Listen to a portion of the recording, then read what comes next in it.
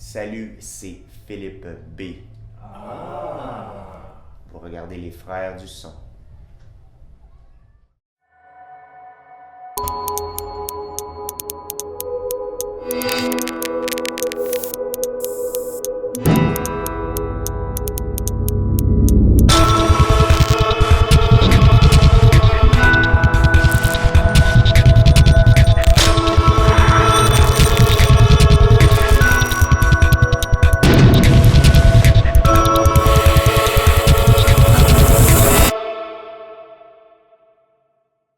Philippe B, bienvenue à l'émission Les Frères du Son. Vraiment, ça fait plaisir de te rencontrer. Ben, merci bien. Philippe, toi qui es originaire de Rouen, est-ce que l'adaptation s'est fait quand même assez facilement ou péniblement quand tu as migré vers la ville ou tu n'as pas vraiment migré? Ah, ben, on a tous un peu migré en même temps pour l'école. C'est un peu un classique. Moi, j'en ai fait un peu ici, là, cégep général. J'ai été faire un cégep en musique à Montréal. Après ça, je te dirais que la transition vers d'être un musicien professionnel, en guillemets, ça, c'est un, c'est un passage. Il faut trouver son chemin là-dedans. Mais non, ça n'a pas été. Je suis devenu un Montréalais fondamentalement maintenant. Là, après, ça fait tellement longtemps, puis j'ai pas. Je reviens à Rouen, je me promène un peu, mais je suis à Montréal depuis tout ce temps-là. Parlons de tes collaborations récemment avec Salomé Leclerc. Ouais. Comment c'est advenu, ça? Ah, ben c'est vraiment des liens personnels, professionnels, entre autres à travers Pierre Lapointe. Moi, j'ai joué avec Pierre depuis longtemps, puis c'est un peu la même équipe qui qui commençait la carrière de Salomé, tout ça. Fait que c'est des gens, à un moment donné, qui ont un besoin précis. Avec Salomé, j'ai travaillé l'écriture, parce que bon, c'est vraiment, elle fait tout, là, tu sais, elle était très jeune, elle était auteur, compositeur, interprète, elle faisait tout. Fait que c'était plus du début du mentorat, de parler de ses tunes, d'essayer de travailler l'écriture et tout ça. Là. L'écriture, mais on parle des paroles ou aussi au niveau musical? Je te dirais que la commande initiale était plus un travail sur les textes, parce que bon, on faisait des concours, puis ils étaient toujours dans la logique d'avoir du feedback, des concours, tout ça. Et moi, Michel, le gérant en question, ou les gens, je dirais en général aussi, me perçoivent plus comme ça, c'est-à-dire me perçoivent plus comme un auteur-compositeur à texte, si tu veux. Mais de toute façon, à moins de vraiment faire soit de la poésie ou de vraiment faire de la musique instrumentale, on parle jamais d'un sans parler de l'autre. En chanson, c'est de la chanson, ça va tout ensemble. Là. Et justement, on parle de poésie. Qu'est-ce qui t'a donné le goût d'écrire? Mon Dieu, je te dirais qu'il n'y a pas vraiment de justification parce que bon, écrire, ça sert à rien. Là, c'est pas quelque chose qui. Les gens peuvent étudier la littérature pendant 20 ans puis jamais avoir la pulsion d'écrire. C'est pas, on peut aimer quelque chose passionnément et jamais avoir envie d'en fabriquer. Moi, je te dirais que j'ai jamais résolu le pourquoi moi j'ai besoin ou j'ai cette envie-là de fabriquer mes propres choses, mais que ce soit. J'aurais pu faire d'autres choses que de la musique, mais il y a toujours eu ça en commun dans les choses qui m'intéressaient. C'est-à-dire, je me vois beaucoup comme un artisan. Puis j'ai cette vision-là de, tu sais, si je pourrais être ébéniste, là, tu sais, ce que j'aime, c'est avoir mon espace, mon atelier, fabriquer mes choses. Travailler quelque chose. Moi, travailler quelque chose que je peux prendre, brasser des idées dans ma tête et le matérialiser. C'est sûr que la chanson est un peu immatérielle, mais quand même, c'est quelque chose qu'on sort de soi, puis qu'on fabrique, puis qui est en dehors de nous.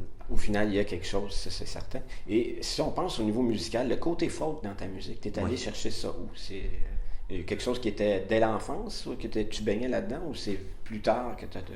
Ben, j'ai des références musicales qui sont vraiment tôt, c'est-à-dire que la chanson francophone, mais dans la chanson francophone, bon, que j'ai connue jeune, mais je dirais vraiment l'aspect de guitare acoustique très folk et tout ça. Et ce type de chanson-là, c'est un goût qui m'est venu tard et qui m'est venu seulement quelques années avant vraiment que je fasse ça. Ce qui a fait que j'ai pris, parce qu'on aime souvent beaucoup de genres de musique, que les gens qui font un genre de musique, souvent, ils aiment bien plein de choses, mais ils en maîtrisent une ou il faut qu'ils s'en vont dans une direction pour ce qui est de leur création.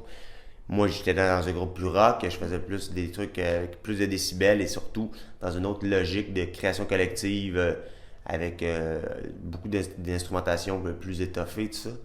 Et c'est presque en réaction à ça. C'est-à-dire que j'ai vu que j'avais tout le temps eu un laboratoire pour mettre ces idées-là, pour travailler ce genre de trucs-là. J'ai commencé à jouer avec Pierre en formule très acoustique, très tranquille. On faisait des petits spectacles, c'était avant le premier disque de Pierre, on faisait des petites places. Et j'ai comme appris à connaître ce rapport-là au public, cet autre type d'énergie-là, où on baisse beaucoup l'énergie, mais en même temps on communique beaucoup mieux, on est plus proche, c'est vraiment une autre ambiance. Fait que c'est vraiment dans la pratique avec lui que j'ai comme connu ça, puis je me suis vu là-dedans, me dire moi je pourrais faire peut-être mes chansons comme ça. Puis tout ce que j'écrivais, moi qui était plus tranquille, qui trouvait pas sa place dans mon band, ben j'avais déjà des trucs un peu qui traînaient. Là.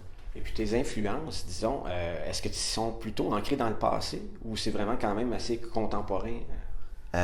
C'est pas mal 50-50 parce qu'il y a des gars qui font des trucs assez folk, chansons modernisées, si tu veux, qu'ils font très bien, puis que je suis capable à la limite, ça m'aide à justement prendre des trucs comme. Bon, moi, dans les derniers albums, il y avait beaucoup des trucs de. J'étais beaucoup.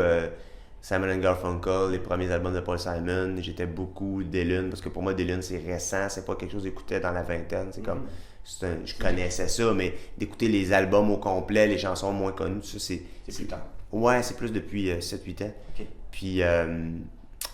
Sauf que t'as des gars comme Sufjan Stevens, par exemple, quelque chose que j'écoute beaucoup, il fait des trucs très, très complexes, mais quand il fait des chansons plus épuré de piano et de guitare, il maîtrise aussi ça. Il y a un bon équilibre entre la tradition chanson folk et sa manière particulière à lui. Là. Fait qu'il y a quand même des gars plus modernes, ou Elliott Smith, bon, qui est feu Elliott Smith, mais si je recule de quelques années, là, des gars comme ça. Là.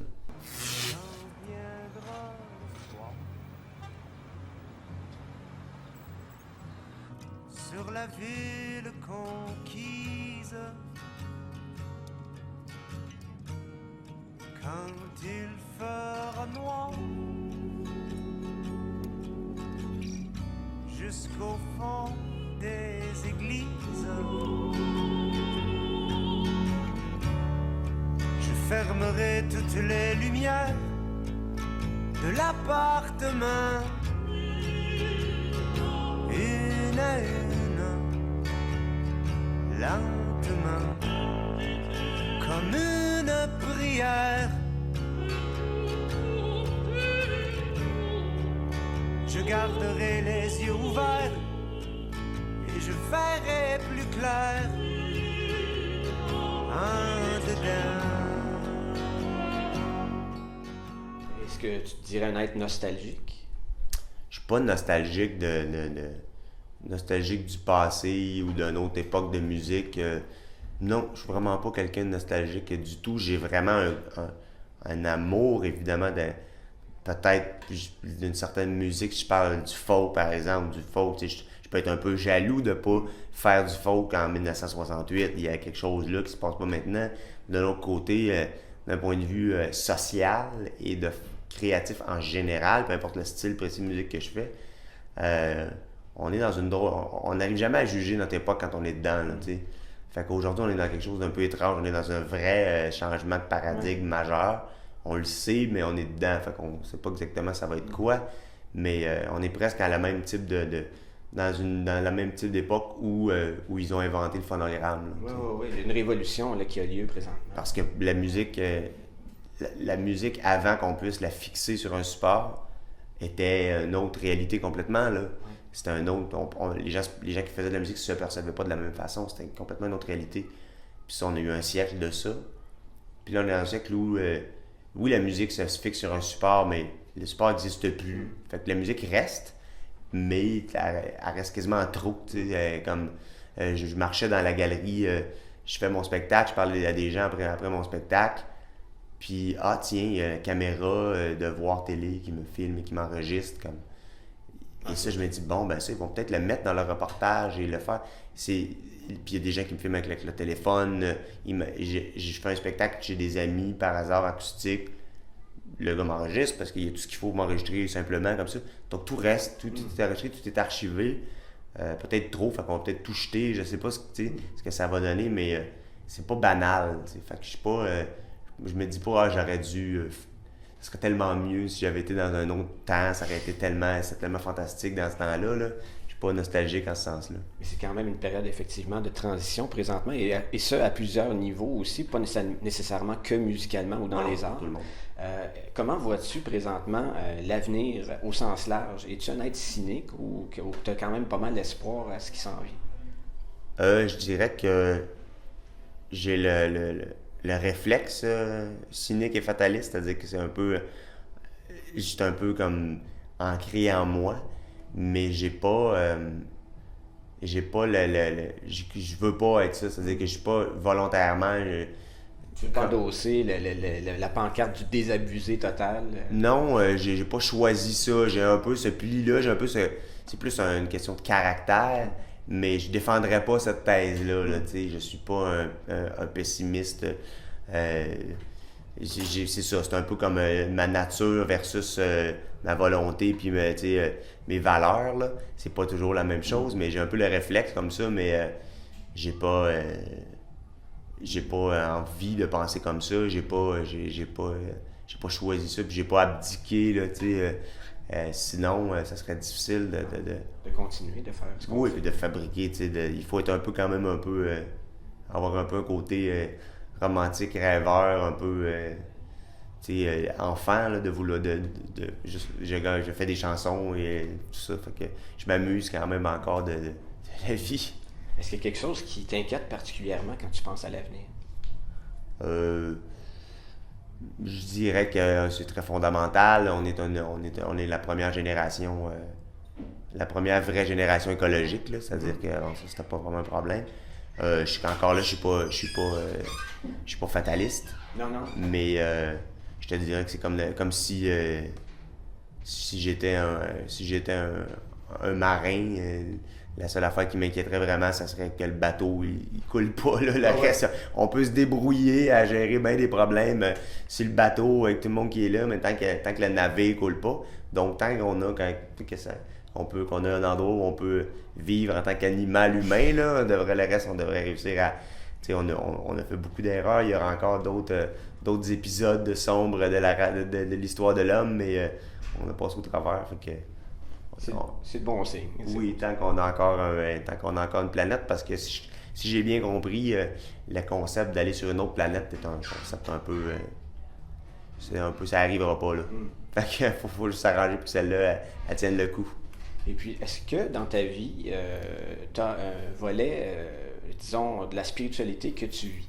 Pour toi, c'est quoi la définition, chez toi, de la spiritualité? Pour moi, personnellement, c'est quelque chose qui est en devenir, parce que je dirais que je suis pas quelqu'un de très spirituel. Je suis quelqu'un qui a eu son cheminement personnel de micro-épisodes. Ça fait partie de notre culture à tous, hein? On est tous judéo-chrétiens.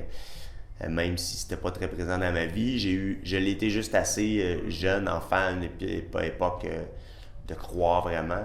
Assez pour que quand j'ai arrêté, j'ai vraiment arrêté. C'est-à-dire que je suis vraiment devenu un athée convaincu et absolu et avec une pensée athéiste très construite. Mais les athéistes ont cette mauvaise perception-là qu'on considère qu'ils sont pas spiritualité. Faut pas jeter le bébé avec l'eau du bain, là. Ben, religion et spiritualité sont deux choses aussi. Deux choses, voilà. Mais ma spiritualité n'est pas en marge des trois grands monothéismes, là. Je dirais pas qu'elle est définie. J'ai pas choisi telle ou telle voie ou telle façon de... C'est un peu... je suis plus un athéiste ouvert, disons. Avec un ensemble de valeurs derrière ça. Oui, parce que de toute façon, c'est un peu péjoratif. Les gens croyants ont tendance à penser qu'il n'y a pas de morale en dehors de la religion. Puis là, pourtant, on a eu plus d'un siècle d'humanisme pour créer un système de valeurs morales. Ça existe, là. On n'a pas inventé ça hier, là. Ben Philippe, merci pour cet entretien-là. C'était très apprécié. Plaisir.